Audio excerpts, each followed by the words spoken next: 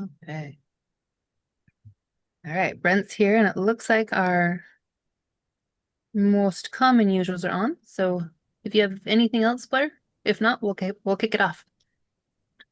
Nope, that's it. Thank you for hanging in there. I know that we had a few more that probably came and left. Apologize to them because of the technical difficulties, but hey, it is what it is. And hopefully they'll catch us. If they see us live on YouTube, they'll be able to come back on. So we'll Right, that's right. handle it at that point. All right. Well, Okay, and we should be live on YouTube. it looks like it is. Perfect. Yay. Okay, take it away. All right. Welcome everybody to the BDE tonight. We're going to be talking about deep listening adjustment, episode 342. But before we get there, just a reminder that Blair has put together an awesome opportunity for you guys all to get access to deeper insights and learning about the mind models that we're going to be talking about, specifically tied to the topics. So he has got the BDE insider notes put together where you can get all historical and ongoing notes for the Blair Dunkley experience from episodes 318 all the way to current. And as I mentioned, we are going to be tonight's the 342nd episode. So definitely get your hands on that. It's $25 a month or $300 a year. And you can go to blairdunkley.com/BDE Insider Notes to be able to sign up for those. So welcome, you guys. Every Tuesday night, we get together and discuss mind models, which is a really cool experience. Mind models are a collection of extensively tested thought frameworks, skills, and behaviors that enable people to transform their lives intentionally. Our host for this evening is Blair Dunkley. Say hey, Blair. Hey, Blair. The creator of Mind Models, we are definitely blessed to be able to learn from his expertise. We are Tim and Becky Graff, your co-hosts and certified Mind Model method coaches, along with the amazing Patty McClurg. Wave your hand, Patty. Awesome. And Colin Jewett, who's actually a coach in training. He's getting really close to being certified. All right, you guys, the BDE is Blair's free gift to you and is an opportunity to learn, experience, and practice mind models in a safe, real-world environment. Mind models have helped Tim and I in every area of our lives, not only in business, but professionally and personally, resolving an 8-year issue in our marriage within a couple of hours, to the navigation of grief and PTSD from a tragic accident in 2020 where we lost both of our young daughters. Mind models have allowed us to be more effective and increase our capacities and speed of recovery without traditional counseling. We look forward to learning with you tonight and welcome you to the BDE. If you're on YouTube, please make sure that you comment, like, and subscribe.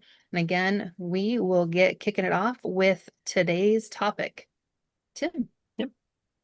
So, as Becky mentioned, this is the 342nd episode of the Blair Dunkley Experience, and we have been doing a 4-part series on deep listening. And we have, in week 1, we went over the first A of deep listening, which was attitude, and we had a great discussion around your attitude and how your attitude and the attitude of others plays in deep listening. And then in week 2, we went into attention, paying attention to how you are, that internal self-talk, how paying attention to where you are in a conversation, as well as paying attention to the person that you're having a conversation with, where they may be through body language and those kinds of things. And then we moved to week 3, which was awareness.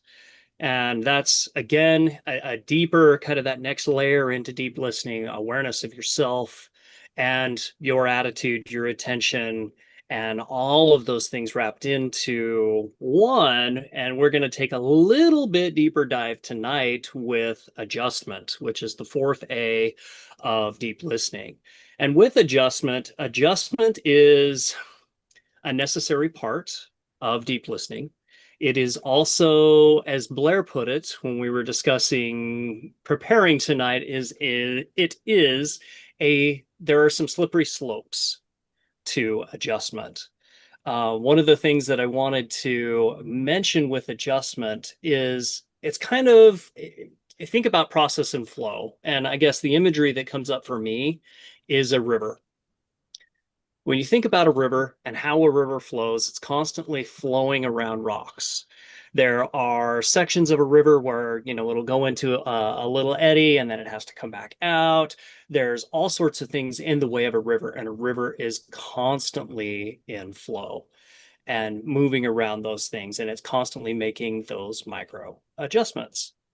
And there are many slippery slopes within that, many things that it has to navigate. And so I guess for myself, when I think of adjustment, there is, to Blair's point, there are many moving pieces and there can be many areas for adjustment and also stuck states if we're not careful. So with that, tonight, as we think about adjustment, I want to kind of pull in some of those of you who are on here and see when you think of an adjustment within deep listening and within conversations, what comes up for you? And I'm gonna ask Shane first. What comes up for you when you think of adjustment, Shane? Right.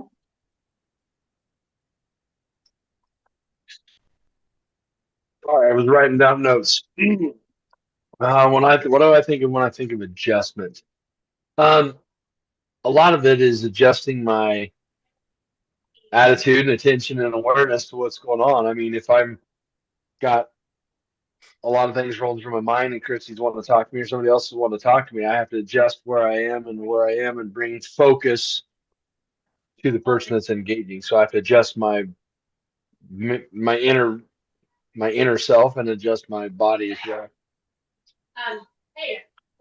Mm-hmm. Is Christy hollering something at you? She's talking to the grandkids, and she's talking to the grandkids. She'll be on here just shortly, but the grandkids called right away. So, Gotcha. I didn't. She was hollering something at you.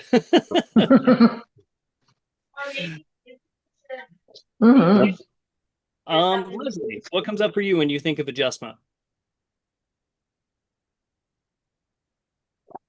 Ooh.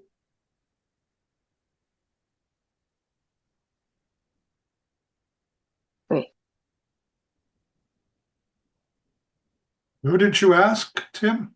You, sir. Yeah. Oh, Okay. my apologies. I did not realize you were asking me. No worries. Yeah, sometimes you have to adjust because self-awareness situation comes to mind. Mm-hmm. Because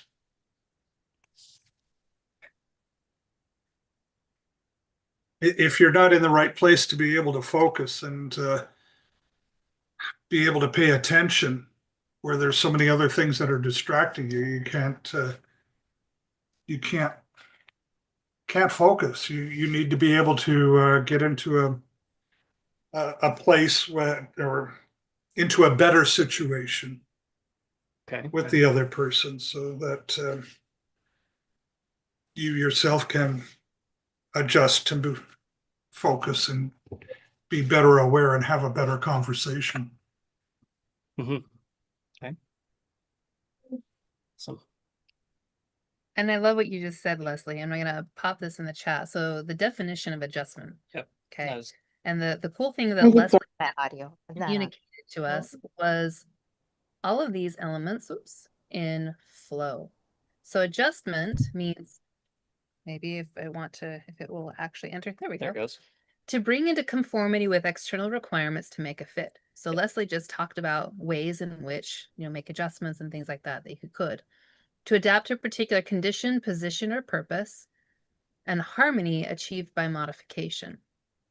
Okay, so all of these micro things, things to pay attention to, are helping us become more in alignment to make a fit, to adapt, or to achieve harmony, which I think is really cool as we're talking about adjustments, because I think for me, the word adjustment has oftentimes held a little bit of a attitude adjustment. Like there's certain names and labels that come with the word from my history, like attitude adjustment, things like that. But really, that lens, when I'm looking at it from that lens, it comes from an emotional place instead of an evaluative one. So when we're talking about adjustments and the flexibility and adaptability that can come with that, there's a couple like really core mind models that come into play when we're talking about adjustments. So I'm curious who you want to call on next. Nice pass. Colin, what mind models come up for you when we think about adjustment? I think of seeking alignment, um, and getting to now. So, like, I was thinking of a situation I was in recently where I came in, I had just come off another conversation that was high energy and really positive, and somebody else came into my office and sat down, and I'm still in that place of high energy and like really positive, and wasn't really paying attention to them as they came in and sat down. I'm just kind of working over here. I'm like, "Hey, how you doing?" And then I turned and it was clear that they were not in that place. And it was like, okay, like I was there and now I'm here. Like, where are they at? How can I meet them? And had to like kind of downshift, right? To be where they were to be effective. That's a great point. We've spoke a few times here on the Blair Dunkley experience about, alignment, holding the other person important, and paying, this kind of comes back to attention and awareness, other parts of deep listening that we've talked about before as well. It's paying attention to where the other person is, what's going on for them, and meeting them where they are. Becky has mentioned before, it's kind of like that whole swing set and sandbox thing. If we're on the swing sets, as you shared, Colin, you're swinging high and doing well, and somebody else is in the sandbox. Are we going to, so to speak, drag them out of the sandbox and try and make them fit where we are? One of the best, we make those adjustments that are needed to meet the other person where they're at. And so that's a great point. Did you have something, Blair? You're looking. No, like... Christy's been trying to get in, and I just saw her there. So, oops. Sorry, Christy. Welcome, Christy. And I wanted to mention also, welcome to Courtney. It's great to see you back again, and we're grateful to have you. So, welcome. Thank you. Personally, as you guys were sharing about adjustment, that's what I'm trying to do. And your comment there, Colin, about gearing down, I've been on a buzz for the last, well, almost 25 minutes, trying to get everything done that I usually do in 15 to 20 minutes before this thing starts, and nothing was working. So I had a good 10-minute meltdown there where I had to hard reset my computer. Complete reboot.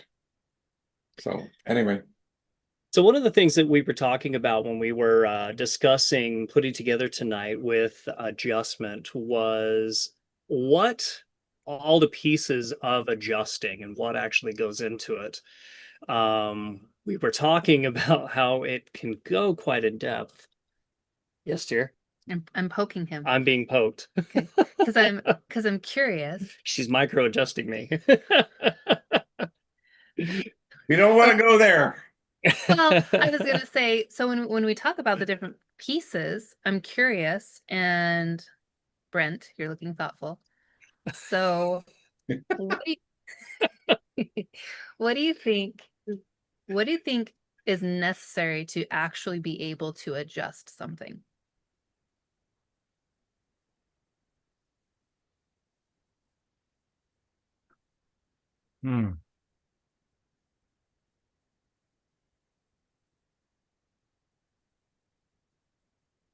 Well, in deep listening, it would be, I mean, the other three A's, it flows into that. So without that, you don't have that ability to be curious, to ask questions, to be in the now, and to be observant and have that awareness of what's going on, of you, of the other person, and see what's shifting and where the adjustments to make to make effective adjustments in spots to keep flowing to keep with what's effective. That's what I was thinking. You were thinking pieces of. I'm like pieces of adjustment. I'm like, So what mind models did you just articulate? well, one was the three E's was one that I was when you asked earlier. That was it. So it was one there was effective versus ineffective. I mean, clarity versus certainty, curiosity, ask versus tell, um, present getting to now, being present. Oh, good. Let's see. What else?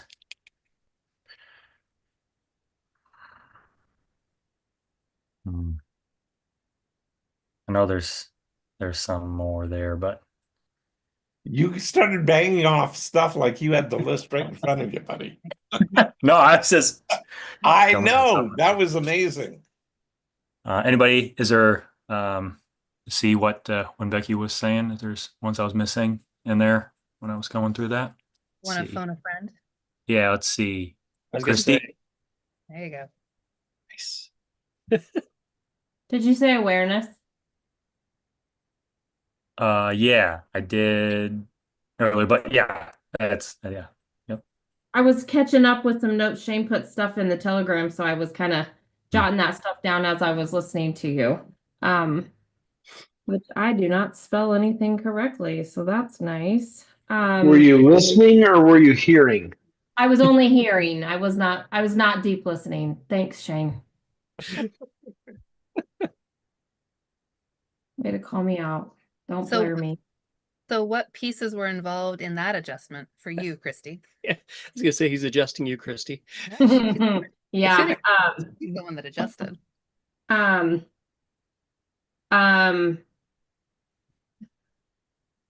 Adjusting that I wasn't clear on what was specifically being said. Adjustment for me sometimes is being okay with change, adjusting what I thought might be to what ends up being or what is. Yeah. So that sounds a bit like flexibility. Is that fit for you, Christy? Being flexible, adjusting to things? Being flexible, yeah. And maybe being adaptable. Yeah. And if you tie those two together, might you be resilient? That would be fabulous. Well, are you not bouncing back? Yeah, true. Well, is that not some kind of resilience? Yeah, and using my resources and gosh dang, there was something that I just had thought of that I thought was pretty clever of myself, but now it's gone. Power of choice. Oh yeah, power of choice is good. Good one, Shane. Oh, good job, Shane. Look at you being on fire.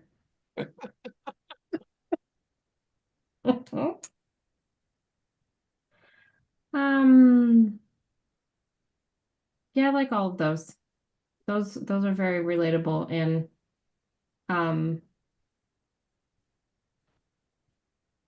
yeah. Like Brent said, they all kind of interlock and go together. So the adjustment, then kind of depends on my attitude sometimes, on my adapting and all of that. So they definitely and then being aware of what my attitude could be or should be, or being able to then change what I would like to choose. So yeah, I think that's really great. Okay. Patty, you have something Jane to add? texted me with an example of this topic that she wanted me to share with you all. Okay. She said, today, Jackie and I were very tired and we still had to drive home in traffic. They had an out-of-town appointment that they had to go to. The conversation was very low energy. Part of my driving pattern is to listen to an audiobook if there's no conversation going. My goal was not to listen to a book, but to visit with her. I adjusted the conversation topic to one she gets passionate about in a very short time. We were both animated and enjoying the ride, notwithstanding the slow traffic. So Jane made an adjustment in her behavior to then make an adjustment in her ability to listen and have a conversation with her daughter. So sometimes adjustments can occur on more than one level. You know, we are adjusting our environment or our tone or whatever it is that we need to be able to get a desired result that we're looking for. So I think of the numerous times during the day that something will happen, and it's, in a way, from a data collection point of view, it's like new information. So I'll get a phone call, or, you know, I'll be interrupted, or just something will change. And, you know, if I'm watching my grandchild and he falls down and starts crying, I make an adjustment pretty fast. It's not something like, okay, well, I need to finish what I'm doing here before I can comfort you. It doesn't work that way. So he, at that point, needs to be heard and connected with. So I'm looking at this adjusting and how much of what we do when we're adjusting is to not just hear the other person or listen, but is really with the intention of making some kind of connection. Mm-hmm. Yep. Blair, what do you think? Well, as you were talking, I was thinking it's sort of like a triage event.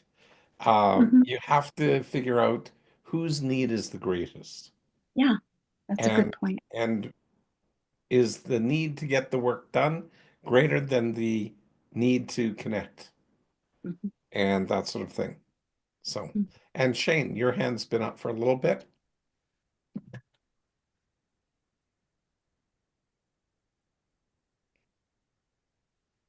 Just like the waitress, you wait until I'm writing notes to call on me. Just like the waitress comes by after you pick a spoonful of something. Hey, how'd your meal? Yeah. Anyway, I just kind of reverted a little bit of Patty's to adjusting out of a conversation or a situation that's not comfortable. I mean, it's not like we have to adjust and we're stuck here. If it's a conversation or situation that you don't want to be a part of, you can adjust yourself. You adjust yourself right out of it. So when you adjust yourself right out of something that's uncomfortable, what are you adjusting yourself into? Well, I mean, it depends on the situation. I mean, making yourself more comfortable. I'm not going to say the safety or comfort, or safety versus comfort really comes into it. Just sometimes there's people that, like, maybe you're like, not that we go out very often, but maybe you're chatting with some friends and some third or fourth party comes in, and it's just somebody that, and maybe their ideas or views of their conversation is just something that, and you just kind of politely go on about your business, say something else come up, gotta go. So adjustments, like, Becky was talking about earlier, attitude adjustment, and somebody says you need an attitude adjustment. That sounds like, it sounds hard. It sounds punitive almost, painful. But what you're talking about, Shane, is an adjustment into more comfort, not. So adjustments don't always have to be painful. And I think that's a huge point, because a lot of what we think about with adjustment, at least what's been shared tonight, is kind of on that lower slide of things. Uncomfortable, it's not working. But when we micro adjust, we're paying attention to that. To Patty's point, like adjusting into a place of comfort, I think about skill building. Like when we want something more, every single person on this call has made adjustments, right? About the material that we're talking about. Okay. Each time we come on to Tuesday nights, there's a level of adjustments being made to be able to get the depth of the material and like integrate it into our own life. And for me, I view that as an adjustment, into something that's more comfortable, more understanding, even though it may be discomfort at first, it kind of transitions into more of that comfort because it's a growth thing. It's something that I'm adjusting for more clarity, more effectiveness in my own life. Well, back when I was talking about safety versus comfort and how we have to be uncomfortable to learn things, that almost sounds to me like you're getting comfortable with being uncomfortable in those environments. That would be accurate. Yeah. And so it's not comfortable, but it's not painfully uncomfortable, but it's uncomfortable enough to cause a behavior change. And I think that goes to the intensity, right? Yeah. How the discomfort, on a scale of 1 to 10 versus it's uncomfortable enough, to your point.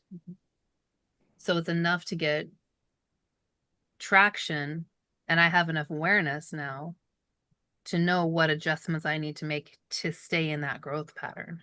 So using it as you're gonna say? Well, first of all, I wanted to check in with Courtney and see what's coming up for you, Courtney, when we're talking about adjustment tonight. What are your thoughts? So my thoughts on adjustment is, well, what Becky just mentioned about, being comfortable and uncomfortable, that piece is something that I want to try to get to myself, because I feel like for so long I've been in a state of just trying to be comfortable with where I'm at and just wanting everything to kind of just be stable. And now I'm at a point where I need a little adjustment to be able to grow, I feel like. So that's what comes for me right now with adjustment and everything. Mm-hmm. Mm-hmm. Nice. And Shannon, we haven't heard from Shannon. Do you have what's coming up for you, Shannon? I was going to say Shannon right now is she'll be back on. She had to step away from the computer for a minute. Okay. No worries. So she'll be back on in a minute. Okay. Awesome. No worries. Okay.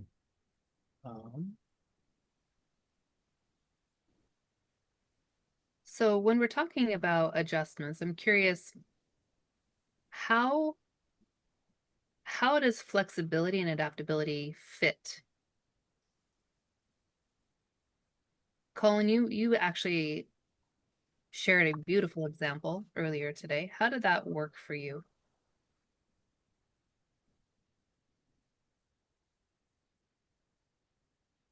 So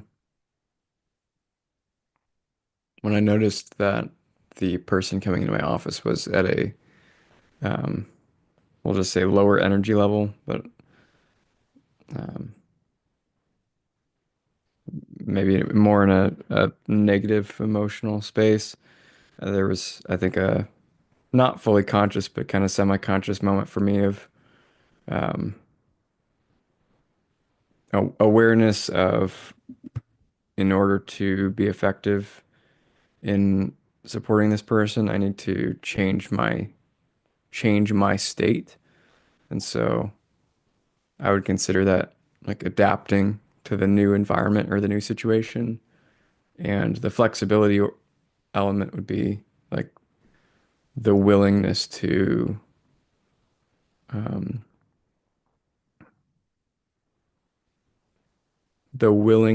shift myself or to move away from the point that I was at before.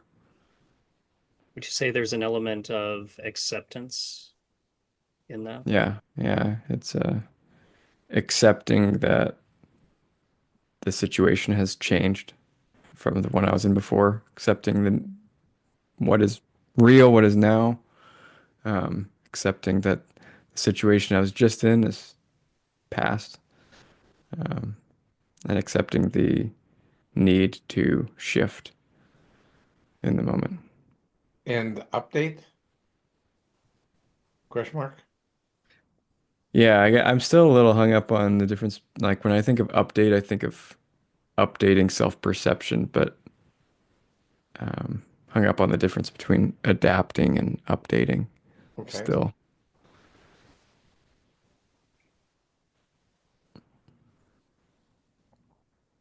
We sort of had a discussion around this before. Yeah. And so for me, updating is just taking in the new information and having it in a collection, having it in a bowl, if you will. But it's sort of like, okay, I've updated. It's almost like if this was a recipe, I've put my ingredients into the bowl. So I'm updating myself in terms of where I am in making this recipe. But when I have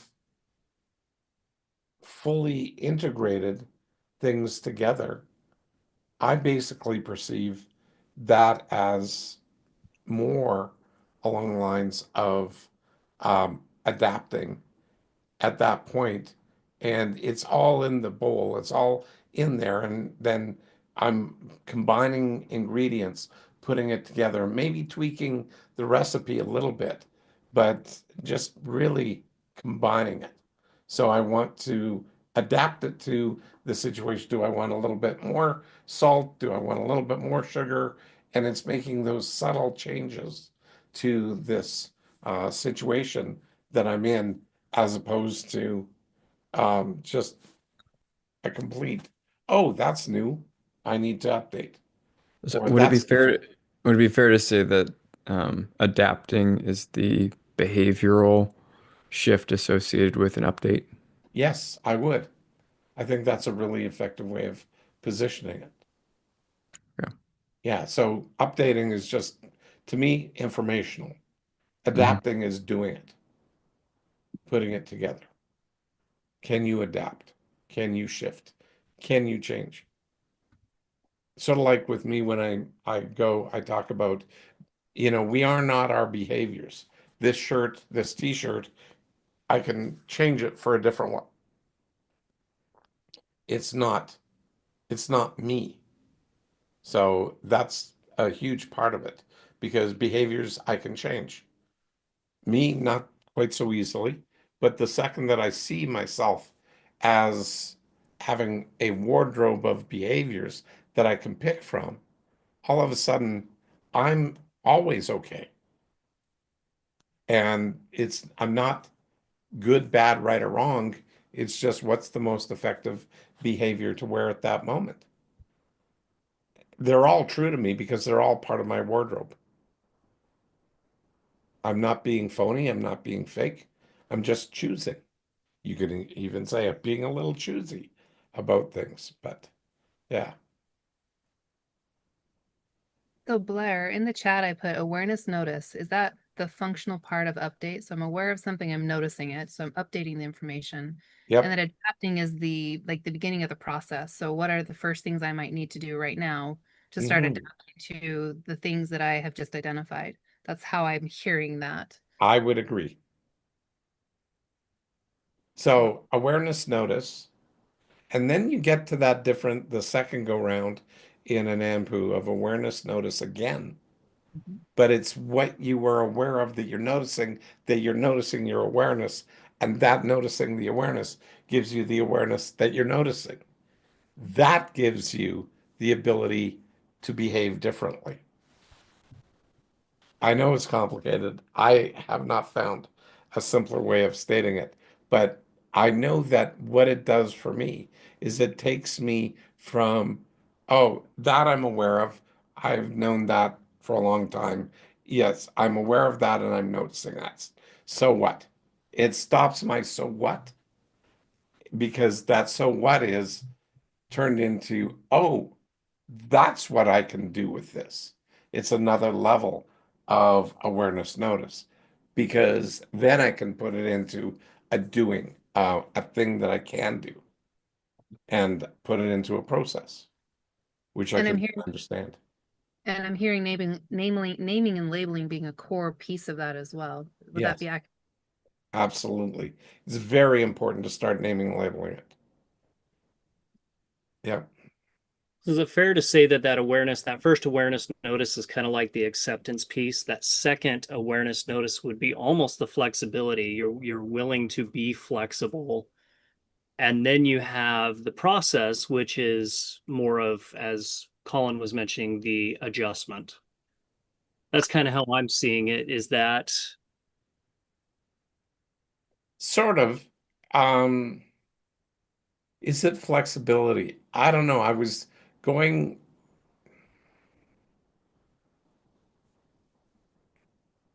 yeah, it sort of is. Um, it might be a combination of flexibility or figuring out what is, because when I'm figuring out what is, I usually have to adjust myself somewhere along the way, which requires flexibility to do that. And if I don't get flexible and I dig in my heels, then I get all backed up, and now I have to push back. And sometimes I do have to push back. And that this is sort of the moment where I sort through this stuff simply because, if I don't hold my ground, then I'm not being fair to myself.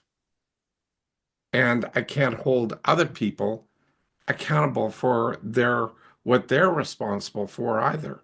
I just cave. Okay, so I mean, Is caving really flexibility though? Or is no, that it's sort of not. It's resignation? resignation. Yes, took the word right out of my mouth. Okay. And I resigned to somebody else's position. Hmm. Yeah, and not acceptable. Like they're trying to put pressure on me or cause stuff to happen. But, you know, if they're not performing as promised, what's going on? Like, how do I behave? Do I just accept that? Or do I stand firm and go, hold it, no, this isn't what I signed up for. well, and if you're resigning, you're technically not resilient. Correct. You're being Good point. yeah, you're giving up. You're not having any sort of backbone in this situation. You're just going to say, okay, walk over me. And Resignation is not really acceptance then either. I mean, if you look, it's not acceptance, it's not self-acceptance, it's not flexibility, it's certainly Giving not up. resilience or adaptability. No. I think to your point, Patty, that oftentimes acceptance might be being smushed with resignation. It's how I'm fine, this is just how it's going to be. And then I'm just going to roll with that. That's more of that resign thing. But I think that a lot of people utilize that in the frame of acceptance versus what acceptance actually means and what it allows you to do. Fueling instead of, that drain of perspective sliding down into ineffective judgment certainty instead of possibility. Mhm. Exactly. So, and this would be where you're talking, this can be a slippery slope, Yeah, right, Blair? exactly. These could be Yeah. those slippery places where we think we're being resilient, where but we're really just tolerating shit, and we're not really we're holding ourselves stuck, really. Are And we making adjustments or are we sticking with status quo? Mhm. Because if our status quo doesn't meet our objectives in life or in the circumstances or whatever, is that are we making adjustments that are ineffective as opposed to effective? I mean, this is bringing on a ton of situations that I'm going through these days. So yeah, and just holding firm and saying, no, this isn't where I'm at. This isn't what I, well, one is a business contract. They're not performing, and yet they're still charging me. So that's not okay. And fortunately, I used a payment method that I can, um, I can argue the point and produce evidence that they're they did not deliver all the services that they're claiming, so they don't get to get paid in full for everything because they're just not performing. So that's that. That's it. So, and they So are showing. in that discussion, Blair, I'm curious, we're talking about 4A's of deep listening. Right. How did the deep listening and the ability to adjust work into your conversation? Well, that's one of the things that I've asked for is a conversation so we can talk about it. We'll see if I get one. Okay. And so that's the other side of the coin is, are they going to even want to get involved in that conversation? But I need to be clarify my position and put in some attention, have the attitude, like a reasonable attitude here, not one of they're right, I'm wrong, but of what is the situation and what did they say literally and what did they do literally. So pay attention to the details and have the awareness of what's going on and then make adjustments accordingly. What's reasonable given this situation? That's what I'm looking to attempt to do. We'll see if they are wanting to do that. Update So next really, time. Yeah, Phil. so it comes back again to the power of choice. And again, I'm thinking through this as, you know, in your scenario, in Colin's scenario, you know, there was the power of choice there. You have a other and a situation when this gentleman walks into the office and he has an attitude, and Colin can either choose to have the awareness and adjust to meet the situation, or the other rather, and the situation. That is his choice, or he can choose to stay where he's at, and the whole thing kind of gets really, who knows, it could get really weird.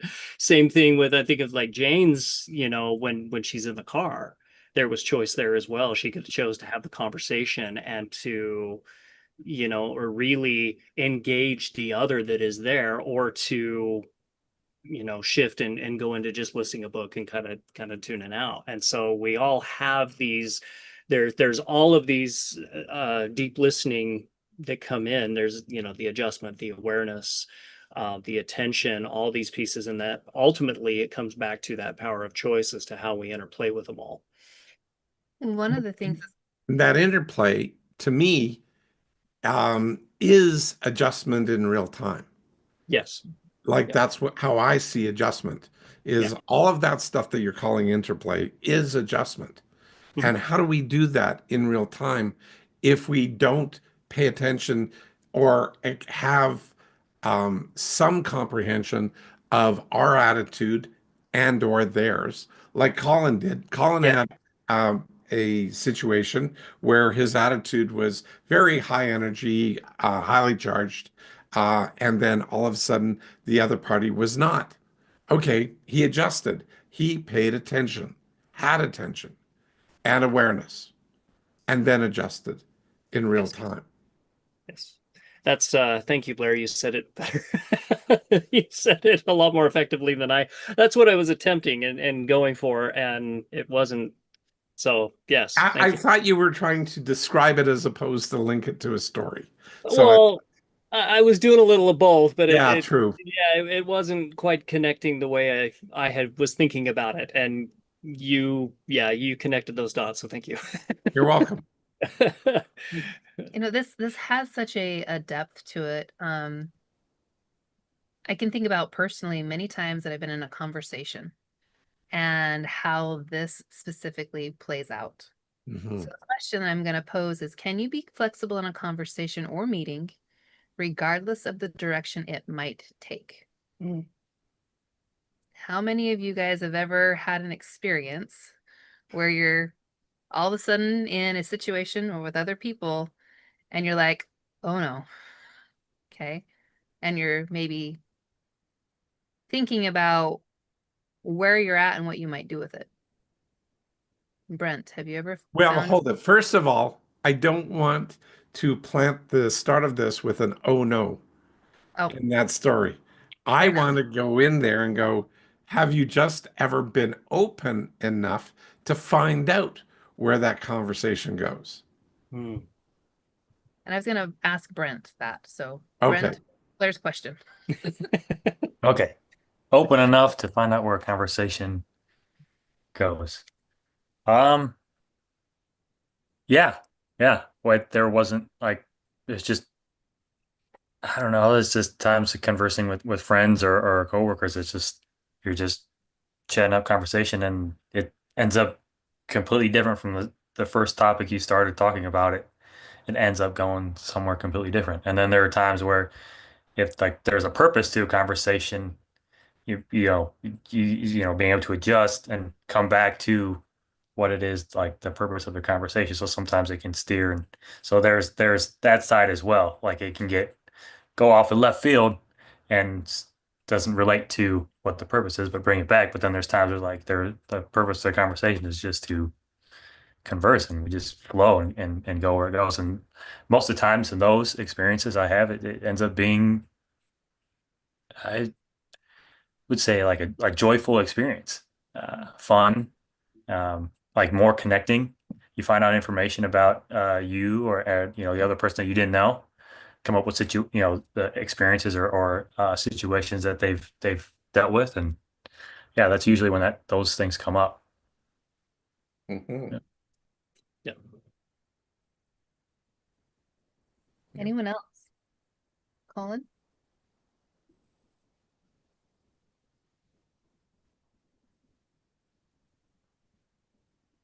After Colin, let's call on Leslie. He's got a knowing smile on his face. Okay. Maybe calling Leslie first because Okay. I'm still thinking. All right. Let's. Oh, yes. Daily in past in the construction environment, when you're in a design build situation, when you're in meetings, and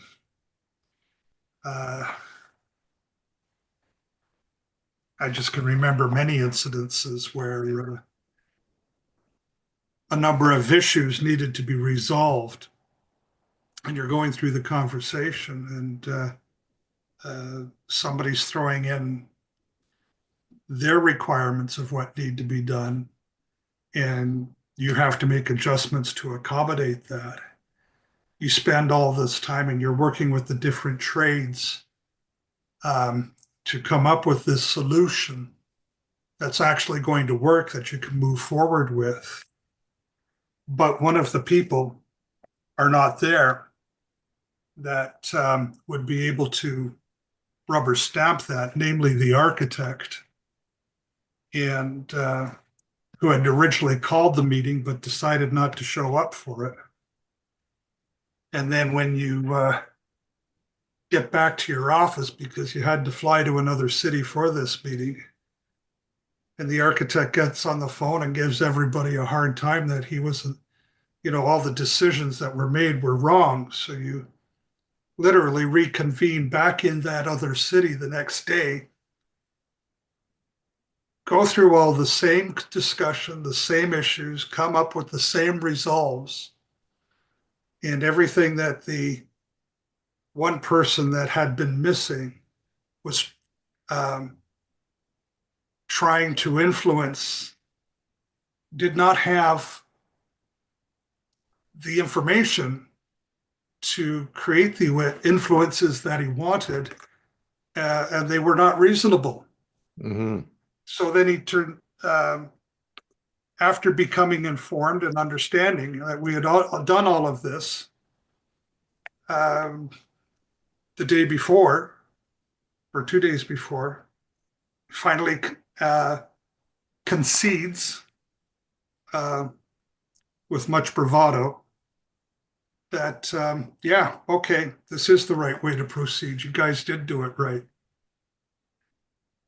Yeah. And that happens constantly, where you're having to adjust to those things. But it's interesting also in the process how you can resolve to recover your costs that incurred on the first change notice that comes up afterwards. Mm-hmm. So it's ends up being a win. Cool. Go Well, back. sorry, go ahead. No, go for it, Blair. What were you going to say? Well, I was just going to say, yeah, that kind of situation is frequent and shows the need for processes to be maintained, especially with stakeholders. So I don't, I get it. I've had a little construction company, nothing to the scale that you did, but or you have, but being part of that stuff, yeah, not fun. And all parties have to be included in that discussion. And when one key party is not involved, it's not effective. So, yeah. And then it's about getting buy-in. So, anyway, that's about it for me. Thank you. Yeah, I was going to say, it sounds like to me that it comes back to what we were talking about earlier with that alignment process. Hmm. And, it really comes back to asking questions and then, testing when you have, uh, assumptions or those kinds of things, a perception. It's important to clarify those. Cool. So. Colin, did your thoughts align for you? Well, I was trying to think of another situation, but when you said "uh-oh," it just locked me into this one I can't get my brain off of. Um, I had a meeting that I called, and I might have brought this up on a previous BDE, I'm not sure, but I had a meeting I called. This was like a year ago, and it was like I walked into the room, and it was supposed to be a really positive, brainstorming type of meeting, and I walked into the room and immediately just felt tension everywhere. And I had that moment of like, uh-oh, like this is not the situation I thought I was walking into. Um, and I kept coming back to that because that was a situation in which I was not flexible. I did not succeed in adjusting or adapting or any of those things in that situation. And like I can look back now and see what like many things I might have done differently that would have been more effective. Mhm. But I was so kind of dead set on making that meeting what I had in my mind, what I had envisioned, and I wasn't open to the possibilities. I wasn't willing to create space for what maybe it needed to be instead based on where the other people were at. Mhm. Um, and ended up leading to lots of other conversations to do damage control afterwards. And I think that's what happens when you don't adjust, Yep. is you do damage, or you can. Yep. So true. Thanks for sharing that, Colin. It actually makes me think of, some of the most powerful meetings and powerful conversations that I have been in is when there's adjustments being made on both sides. Very fluid, very much in alignment. No agenda, no proving, no positioning, just a full curiosity and exploration of whatever is at hand. And I think people feel that deeper. When you feel like somebody is adjusted a little bit to meet you in your own world, it makes it it makes a bigger impact, not only on you, but the other person. So as we're talking about, you know, these four together, attitude, attention, awareness, and adjustment, I'd like to offer an opportunity to kind of think about how these are playing together for you right now. And knowing what you now know, how might you use this information moving forward to impact your communication? Because communication is one-on-one, it's one-to-many, it shows up in marketing, it shows up in a lot of things that we're into, but we may not be consciously aware of where we're at within those. And what we might do to become more effective, to become more in alignment, and then influence, you know, the direction that would be effective for either ourselves or the group or the other party. Yeah, so true. Because it is the 4 A's of deep listening. You know, therefore, if you're applying it to just how to manage yourself, well, that's a small fraction of it, because listening is a big part of it. Okay. Okay, well, it is 8 o'clock, and I was wondering if it would be appropriate for us to wrap up around now. Yep. Colin? I thought your statement there, Becky, was a pretty good summary statement, bringing us back around to the beginning of the whole thing. Okay. All right, Colin. Yeah, let's jump in. Let's see. I'll pull up the participant list. Is anybody off video today? Oh, no. Wow, we're all on video. That's unusual. Yes, it is. Brent, would you like to kick off the wrap up tonight? Yeah, I will kick it off.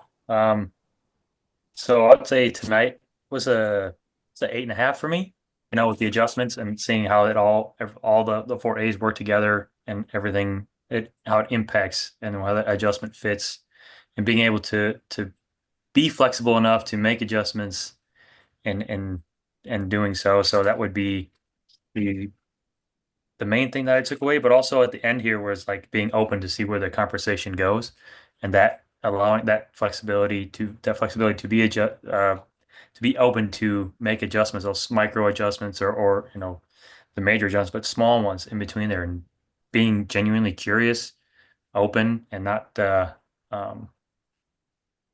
like stuck, you know, certain and being, you know, proven position to your side. So and to see where that conversation goes, and what Becky was saying, that seems, and I've experienced that that's the where most things get accomplished, and the most things that the experience in there is it's almost, it's as like an understanding of two individuals, you know, and it brings you a little bit closer. So that's I think that's how I can explain it. You know, it's a little different. Like if you don't feel, you know, not in it, and you don't feel, you're not feeling what's happening. You know, like Colin was saying, you can feel the tension if there's a wall between everybody, but you can also feel if it's open, and you know, being curious, so, and asking those questions, to being genuine, to understand and move forward and see where things are going. So yeah, that would be, um, yeah, that's the difference between the two that I have experienced as well. So yeah, it was 8.5 for me tonight. Thanks, Brent. Leslie, would you like to participate in the wrap up tonight? Certainly, thank you.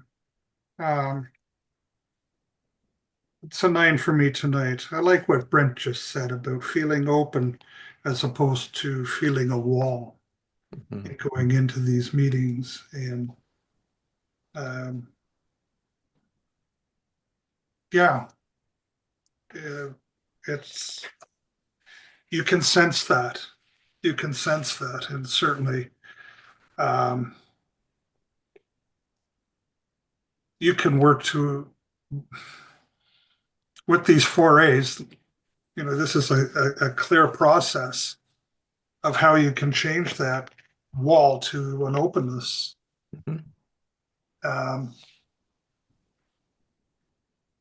Just realizing how many times I've done that.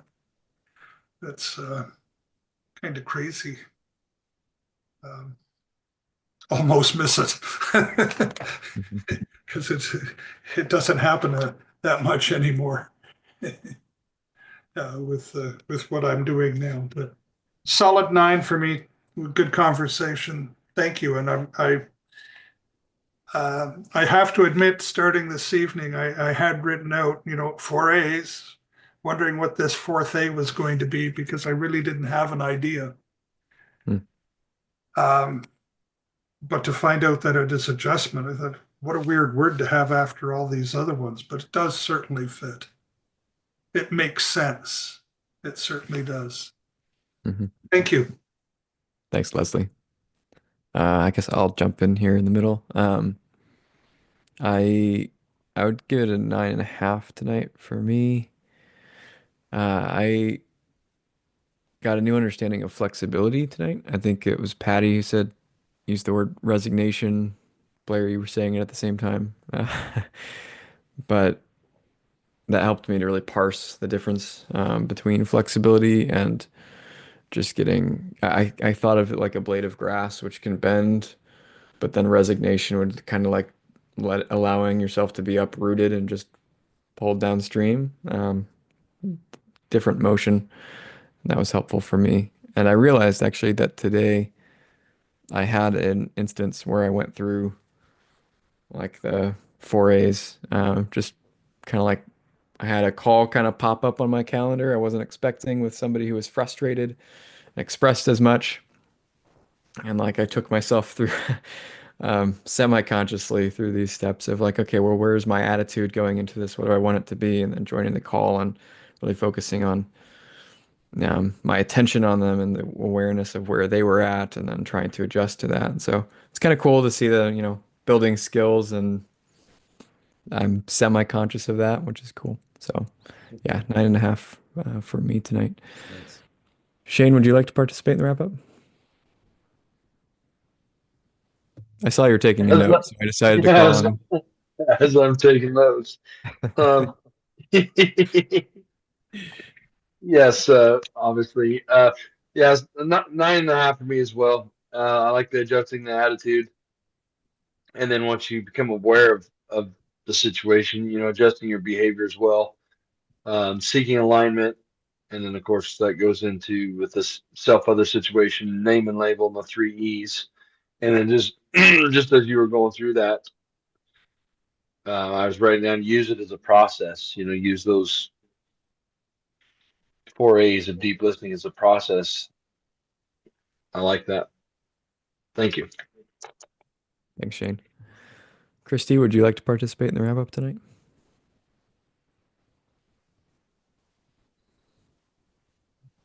Yes, please. 9 for me.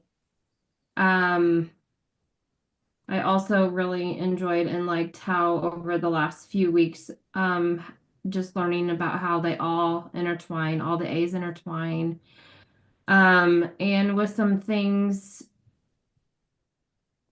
kind of understanding that, I don't always have to try to fix things, but just adjust and,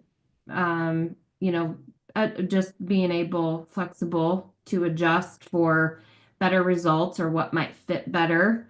And that, whatever is taking place, conversations specifically, that we don't always need to be right to be more effective or even in alignment. But to be able to make adjustments, and definitely clarity has been a big thing around here lately. So those were all just really great talks this evening on how adjustment works in all areas.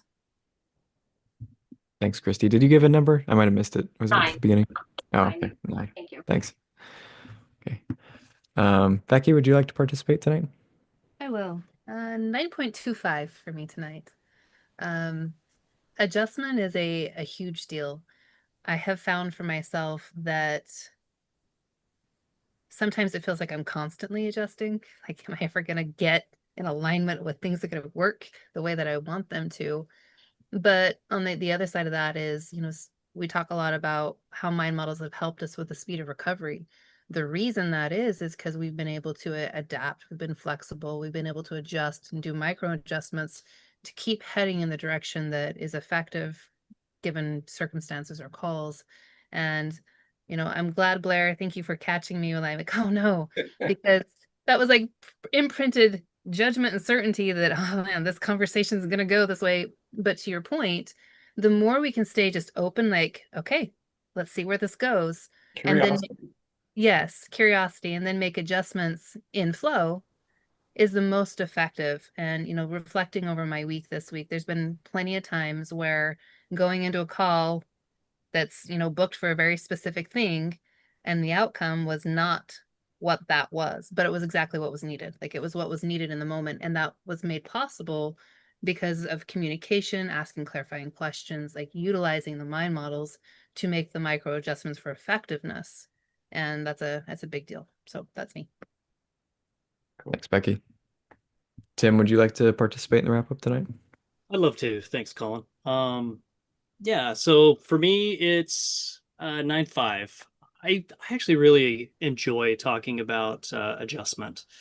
As I think about, my own life and all the things that I've been through over, especially these last 5 years, and the emotions that come up with it. And, as all of us have gone through our own level of chaos and things over the last, throughout our lives, really, we're constantly making these micro adjustments. We can either accept the things that come up, the people that come into our lives, the situations that come in. And really what makes us, I enjoy talking about that flexibility and the adjustments that we make. It really does help us become resilient when we can stay curious, we can be flexible, we can adjust to anything that is coming, and it does truly make us resilient in the long run. I mentioned in the beginning of this that I like to think of it as a river, because a river is constantly moving, and it's flowing around things, and it's almost like this just effortless flow. And life really can become easier for us if we just stay curious, we accept things, we are willing to be flexible, we adjust. And so I just think about that in my own life. And as we, as each of us have shared the things that we've gone through tonight, it just, life doesn't have to be such a brick wall that we're constantly hitting against. And so I just enjoy talking about constantly making those minor adjustments. And actually, as part of, I wanted to bring this up earlier and I completely forgot. And I'm going to ask a favor from Blair, if he doesn't mind, when he does his wrap up, to share what you shared about the tree, Blair, the story about the tree, and if you don't mind, because I remember hearing about this and thought it was a great example of what we've been talking about tonight. So yeah, that's it for me. Okay. Thanks, Tim. Yeah. Maddie, would you like to participate in the wrap up tonight? Sure. A couple things came up for me tonight with seeing where a conversation goes. It takes a lot of intention to be accepting of being uncomfortable when those conversations take unexpected turns. When you ask a question and you get an answer that is so out of the frame that you expect, just even a, really, really simple one. I was having a conversation with my son, and his little boy had such terrible bug bites, and he was just in agony with itching. So I put a little bit of cream on his bug bites. And then I always tell my children when I do something like that. So I told him, I put a little cream on his bug bites, and you're welcome to take the tube home with you, and this would be how you use it. He's like, well, what's in the cream? So I told him, he's like, well, I don't want that. Don't do that again. I'm like, what? I was gobsmacked, because I'm like, the little one's so uncomfortable. Why would you withhold something? And, it was like, I could just feel myself going emotional into that instead of, okay. Took a deep breath and I looked at him and I said, no, could you help me understand what you're thinking? I'd really like to understand what you're thinking. And he explained to me what he was thinking. I said, okay, I respect that. Won't happen again. And just let it go. Because it was his choice.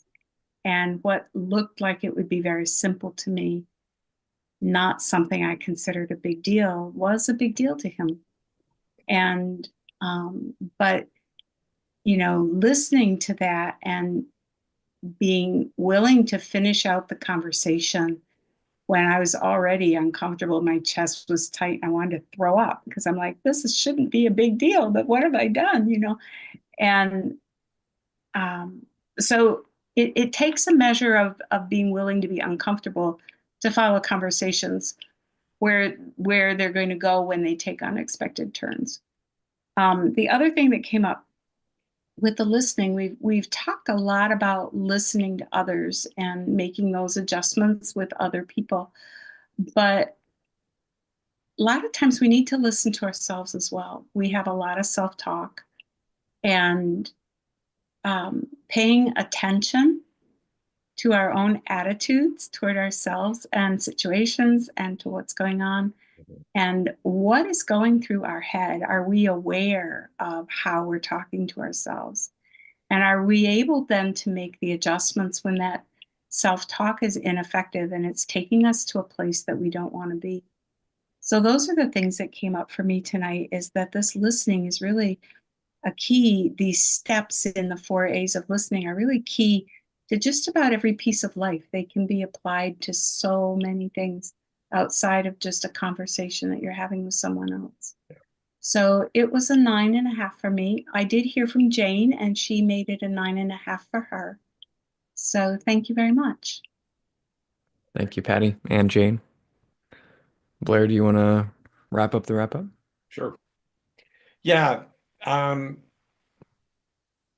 It started really low for me with all my stress around my computer, like 2, but that's my stuff. But rapidly, once everything's got going here, very impressed with the quality of the conversation. That was awesome. So wound up at a 9 for me tonight. The story that Tim was requesting from me is a story about an oak tree and a sapling and a bulldozer. And there was this big bulldozer and this huge oak tree. And the guy was in the bulldozer was clearing the land. And what happened was the bulldozer kept on, banging into the oak tree, and 3 or 4 or 5 whatever pushes on the oak tree came down. Incredibly strong, but it came down. Yet the bulldozer kept on going back and forth over this plot of land and over the sapling. And the sapling kept on bending, and then when the bulldozer finished driving over it, it would snap back up. Yeah, it was scraped and scarred a little bit, but it kept on being resilient, showing flexibility and popping back up and continuing to be there for the next day. So which is stronger? Which is greater strength? The ability to be flexible or the ability to stand there and take a battering? And I like being more of taking a more flexible approach. It doesn't mean that I don't get myself scraped up from time to time. But you know what? When I start listening to everything here with the 4 A's and I start understanding, the attitude of flexibility in here and paying attention to what's most important, like Patty demonstrated in her story with her grandson, and the awareness to park herself and then make micro adjustments, and sometimes major adjustments. That's huge. So yeah, these 4, and then paying attention to yourself. So you can see Because sometimes we don't pay attention to us in the direction of figuring out our own strengths. And in today's world, we sometimes feel wronged by life. Well, yeah, but what are we doing that is effective? Do we pay attention to that enough? Just thoughts. Anyway, like I said, 9 for me tonight, Tim. Thank you. Okay. So I think I'm doing the take us out part. Great to have everybody here. Next week, we start a new series, and we're going to be looking at real foundations, kind of a reboot, but going a lot deeper on things that you think you know. So very excited about that. We also want to remind you about the insider notes, $25 a month, $300 a year, and they start with episode 318. This is episode 342. So those ongoing notes for the Blair Dunkley experience, you can, Becky, you want to throw that link in the chat one more time, please? And then for those who listen on YouTube, if you would like or comment, follow, that helps this program gain traction. So we would appreciate that if you happen to go to those places and listen. There's the link for the insider notes. But we really appreciate you all being here with us tonight. And thanks for hanging in there with a little bumpy start. Blair always gets it figured out at some point. So anyway, you all take care and have a great evening. Take care. Bye-bye. Bye.